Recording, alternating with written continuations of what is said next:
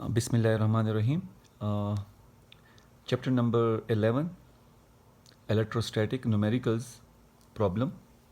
So in second numerical, यहाँ पे हमारे पास जो डेटा गिवन है सेकंड न्यूमेरिकल में वो है हमारे पास तीन चार्जेस हैं 2 माइक्रोकूलम -3 माइक्रोकूलम एंड 4 माइक्रोकूलम। लेकिन यहाँ पे जो आंसर हमारे पास आ रहा है वो आंसर गलत है। यानी इसी डेटा को अगर हम इवोल्यूएट कर लें तो बुक वाला आंसर नहीं आएगा। तो यहाँ पे इस क्वेश्चन को मैं 2 दफ़ा सॉल्व करूँगा। एक इस पर्पस के लिए कि मैं जो डेटा मुझे गिवन है उसी का जो सही आंसर आएगा वो क्या होगा, और दूसरा बुक के आंसर लाने के लिए मैं डेटा को थोड़ा सा चेंज करूँगा तो बुक का आंसर भी आ जाएगा। सो हमारे पास तीन चार्जेस हैं and they are placed in the air, so the medium between them is air. So यहाँ पे हम जो परमिटिविटी होगी वो हम फ्री स्पेस की लेंगे। The vertices of an equilateral triangle of sides 10 centimetre. So what is the magnitude of resultant force acting on the 4 microcoulomb charge. So यहाँ पे तीन चार्जेस हमारे पास है। सो एक दो पॉजिटिव है और एक नेगेटिव है। सो जो हमारे पास 4 माइक्रोकूलम चार्ज है उस पे हम रिजल्टेंट फोर्स देखेंगे रिपल्जन का 2 माइक्रोकूलम का और अट्रैक्शन का -3 माइक्रोकूलम का। तो हम सबसे पहले डायग्राम बनाते हैं। सो डायग्राम में हमारे पास ये जो चार्ज एक यहाँ पे है, एक चार्ज यहाँ पे और एक चार्ज यहाँ पे, ये इक्वाटोरियल ट्रायंगल्स बना रहे हैं। So this charge is known as Q3 charge which is equal to +4 microcoulomb. So this charge is Q1 and the value of this charge is +2 microcoulomb and the value of this charge is -3 microcoulomb। अगर हम देखें तो हमारे पास जो Q1 charge है plus plus, तो plus plus एक दूसरे को रिपेल करेंगे। तो यहाँ पे जो हम वेक्टर का साइन बनाएंगे वो हम अवे फ्रॉम बनाएंगे क्योंकि ये रिपल्जन करेंगे। और हमारे पास यहाँ पे जो हम बनाएंगे वो यहाँ पे हमारे पास अट्रैक्शन होगी और इनके दरमियान भी हमारे पास अट्रैक्शन होगी।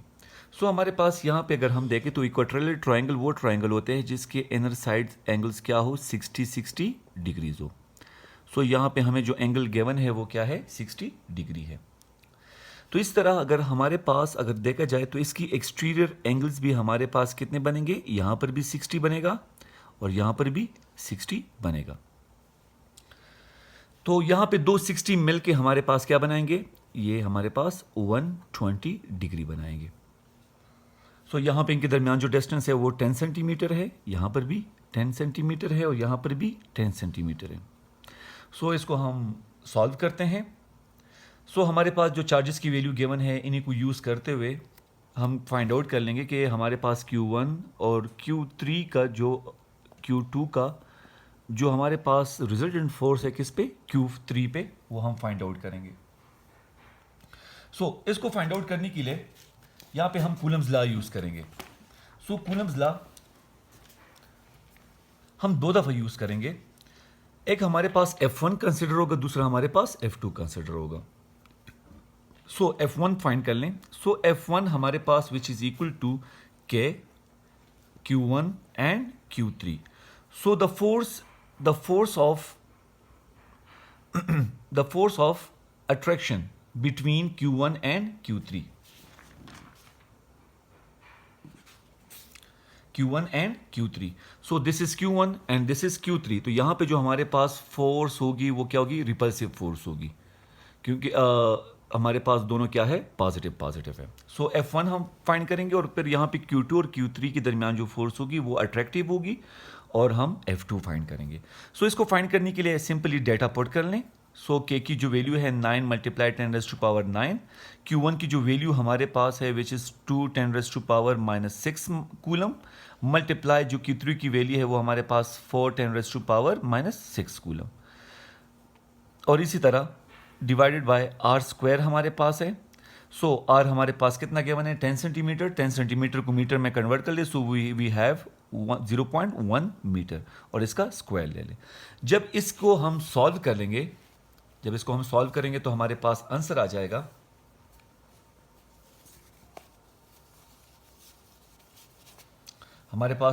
जाएगा विच इज 10.8 न्यूटन।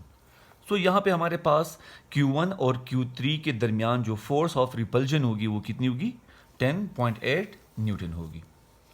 अब इसी तरह हम इसी को यूज करते हुए हम अपने लिए क्या फाइंड आउट करेंगे, F2 फाइंड आउट कर लेंगे। इसको सॉल्व करके हमारे पास ये आ जाएगा 7.2 न्यूटन। इसको आप लोग ज़रा खुद सॉल्व कर लें। हमारे पास F1 आ गया 7.2 न्यूटन। और इसी तरह यहाँ पे हम लिख लेंगे कि यहाँ पे हमारे पास F1 इक्वल टू 7.2 न्यूटन। अब हम अपने लिए F2 फाइंड करेंगे। F2 is equal to K, again Q2 and Q3 divide by R square. अब हमने यहाँ पे चार्जेस कौन से रिप्लेस किए, Q2 एंड Q3, जो यहाँ पे हमारे पास अट्रैक्टिव फोर्स होगी। इसी के लिए वैल्यू सपोर्ट करें, 9 10⁻⁹ मल्टीप्लाई Q2 इज -3 10⁻⁶ एंड इसी तरह हमारे पास मल्टीप्लाई जो नेक्स्ट फोर्स है Q3 विच इज 4 10⁻⁻6 डिवाइड कर देंगे किस पे, R स्क्वायर। तो वही हमारे पास R क्या है, 0.1। अगर मीटर में हम 10 सेंटीमीटर को कन्वर्ट कर लें तो इसका स्क्वायर ले लेंगे। इसको सॉल्व कर लें तो हमारे पास आंसर आ जाएगा 10.8 न्यूटन। हमारे पास F2 10.8 न्यूटन और F1 हमारे पास 7.2 न्यूटन। अब हम इसी को यूज करते हुए हम क्या फाइंड करेंगे, एक रिजल्टेंट फोर्स फाइंड कर लेंगे। तो बच्चों ये हमारे पास एक वेक्टर बन गए। तो यहाँ पे इस वेक्टर्स की एडिशन और फिर इसकी मैग्नीट्यूड को फाइंड आउट करेंगे। तो हमें पता है कि मैग्नीट्यूड को फाइंड आउट करने का हमारे पास एक तरीका है वेक्टर्स का। हम लिख सकते हैं कि F equal to F1 square plus F2 square, और F इसका भी स्क्वायर होगा, इसका स्क्वायर रूट ले ले। F equal to under the root of F1 square plus F2 square हमारे पास आ जाएगा। और इनके दरमियान जो हमारे पास यहाँ पे एंगल होगा वो हमारे पास है कॉज ऑफ थीटा। इसको सॉल्व कर लें कंप्लीटली। इसको कंप्लीटली सॉल्व करेंगे। F equal to F1 plus F2, इसका बोथ साइड स्क्वायर ले लें। यहाँ पे हमारे पास F square is equal to F1 square plus F2 square plus 2F1 F2 cos of theta हमारे पास आ जाएगा। जब हम अंडर रूट ले लेंगे तो यहाँ पे हमारे पास बोथ साइड अंडर रूट आ जाएगा। F equal to under root of F1 square plus F2 square plus 2F1 F2 cos of theta हमारे पास आ जाएगा। इसी में जो हमारे पास F1 की वैल्यूज है और एंगल जो 120 है वो यहाँ पे पुट कर लें। तो हमारे पास इसको सॉल्व करने से ये कुछ ऐसे आ जाएगा। F equal to under the root of F1 which is 7.2 newton whole square plus F2 which is 10.8 newton square plus 2 into F1 F2, again इनकी विदाउट स्क्वायर इनकी वैल्यू ले ले, 7.2 multiply 10.8 and cos of theta. Cos हमारे पास 120 degree आ जाएगा। इसको solve कर लें अंडर रूट के अंदर और फिर इसको ऐड और मल्टीप्लाई करके इसका स्क्वायर रूट ले ले। F1 इस F की जो वैल्यू आ जाएगी वो हमारे पास होगी 9.5 न्यूटन। तो ये हमारे पास बच्चों इसका आंसर आ गया। लेकिन ये आंसर बुक के आंसर के साथ मैच नहीं कर रहा है। वो इसलिए नहीं कर रहा है कि यहाँ पे इन्होंने जो गिवन डेटा दिया है उसमें एक नेगेटिव है, लेकिन जो हमारे पास बुक का रिक्वायर्ड आंसर आ रहा है वो तब आएगा जब हमारे पास तीनों चार्जेस क्या हो, पॉजिटिव हो।